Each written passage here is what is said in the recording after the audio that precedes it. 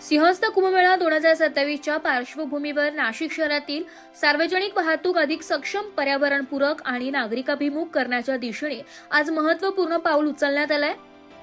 माननीय मुख्यमंत्री देवेंद्रजी फडणवीस यांच्या वाढदिवसानिमित्त तसेच महायुतीचे नेते स्वर्गवासी अजितदादा पवार यांच्या जयंतीनिमित्त पीएम ई बस सेवा योजनेअंतर्गत नाशिक सिटी लिंक आणि जेबीएम इकोलाइफ मोबिलिटी प्रायव्हेट लिमिटेड यांच्यामध्ये 10 वर्षांच्या कालावधीसाठी 50 अत्याधुनिक वातानुकूलित इलेक्ट्रिक बस पुरवण्याबाबत करारनामा करण्यात आलाय।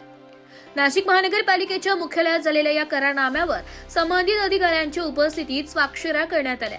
या करारामुळे नाशिककरांना सुरक्षित, आरामदायी, आधुनिक आणि पर्यावरणपूरक सार्वजनिक वाहतूक व्यवस्था उपलब्ध होणार असून आगामी सिंहस्थ कुंभमेळ्याच्या काळात लाखो भाविक आणि पर्यटकांसाठी वाहतूक व्यवस्थेला मोठा आधार मिळणार आहे।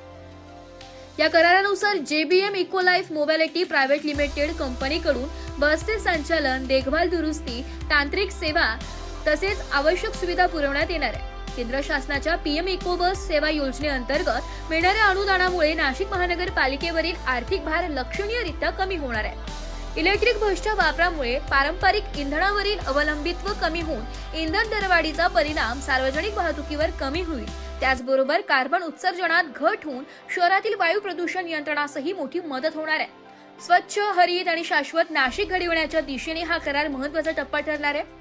यावेळी उपस्थित मान्यवरांनी नाशिकच्या वाढत्या गरजा, आगामी कुंभमेळ्याचे नियोजन आणि आधुनिक सार्वजनिक वाहतूक व्यवस्थेच्या दृष्टीने हा करार ऐतिहासिक व दूरदृष्टीचा निर्णय असल्याचं सांगितलं। या उपक्रमामुळे नाशिक शहराची सार्वजनिक वाहतूक व्यवस्था अधिक सक्षम, विश्वासार्ह आणि भविष्योन्मुख होण्यास निश्चितच मदत होईल।